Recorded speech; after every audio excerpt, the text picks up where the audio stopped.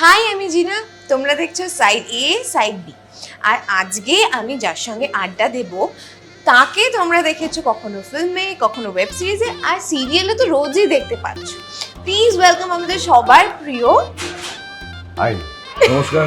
আর কি পরিচয় দেওয়ার আর কোনো দরকার আছে? আমি সুদীপদার সঙ্গে আজকে আড্ডা দেব। আর এই শোটার নাম হচ্ছে সাইড এ সাইড বি। তো সুদীপদার সাইড এ আমরা সবাই দেখেছি, মানে তুমি বিভিন্ন সময় বিভিন্ন চরিত্রের মাধ্যমে সেটা আমাদেরকে দেখিয়েছো। সাইড বিটা আজকে জানবো যে তুমি রিয়েলে কেমন। রিয়েলে আমি এরকম। রিয়েলে সুদীপদাকে নিয়ে এসেছি আড্ডা দেব। কেমন আছো আগে বলো সুদীপদা। স্প্লেন্ডিড, দারুণ। আমি সবসময় খুব ভালো থাকি। আচ্ছা সুদীপদা, তুমি আমাকে বলো যে তুমি বহু বছর ধরে অভিনয় করছো, তো অ্যাক্টিংটা কি তোমার প্রথম থেকেই প্যাশন ছিল নাকি এই প্রফেশনে? প্রথম থেকে বলতে তুমি কি বলছো? প্রথম থেকে বলতে মানে আমি When I was not even born. না, আমি বলতে চাইছি যে তুমি যখন অ্যাক্টিং করছো, যখন তোমার অলরেডি প্রফেশন হয়ে গেছে, অনেকেই আছে আমি যে অনেক বুড়ো বয়সে অভিনয়টাকে প্রফেশন করেছি।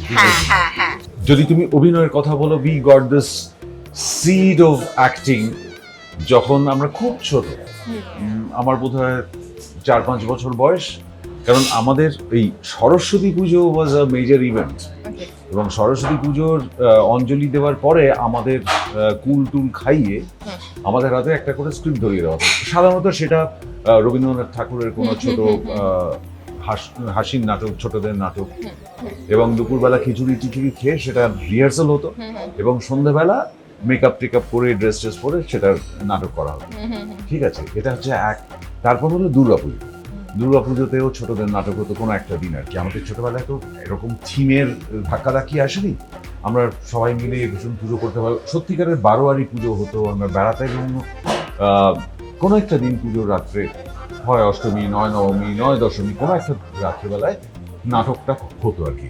একটা দিন বাবা জ্যাঠারা নাটক করতো, একটা দিন মানে ওই দলটা, আরেকটা দিন মায়েদের একটা দল ছিল, তারা নাটক করতো, আর একটা দিন বাচ্চাদের একটা দল ছিল, তার মধ্যে আমি নাটক করতাম। সো এইভাবে এই বীজটা আমাদের ছোটবেলা থেকে আসে। ড্রামা, জেনারেল নলেজ, কম্পিটিশন, এইসব আর কি। সবেতেই অন্তাক্ষরী কম্পিটিশন।